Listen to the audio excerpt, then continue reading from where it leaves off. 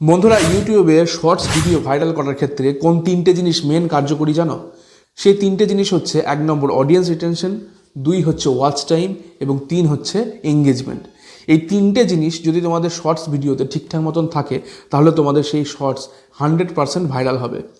তো এই তিনটে জিনিস পাওয়ার জন্য তোমাদেরকে যেটা করতে হবে সেটা হচ্ছে 1 নম্বর, তোমরা যখন শর্টস ভিডিও বানাবে তখন শর্টস ভিডিওর ক্ষেত্রে তোমাদের কিন্তু হাই, হ্যালো, কেমন আছো গাইজ, এই ধরনের ওয়ার্ডসগুলো কিন্তু ব্যবহার করলে হবে না।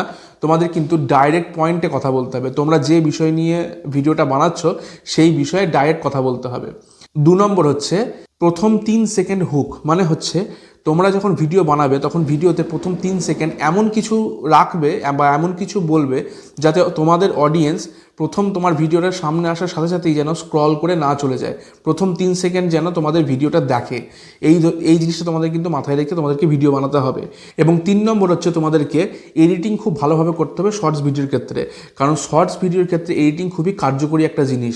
এডিটিংয়ের মাধ্যমে তোমাদের ব্যাকগ্রাউন্ড মিউজিক লাগাতে হবে, তারপর তোমরা যে কথাগুলো বলছো সেই কথাগুলো টেক্সটের আকারে ভিডিওর সামনে শো করাতে হবে। তাহলে কিন্তু তোমাদের ভিডিওতে এঙ্গেজমেন্ট এবং অডিয়েন্স রিটেনশন এবং ওয়াচ টাইম তিনটেই কিন্তু খুব বেশি বেশি করে বাড়বে, এবং যার ফলে তোমাদের ভিডিও কিন্তু 100% ভাইরাল হবে।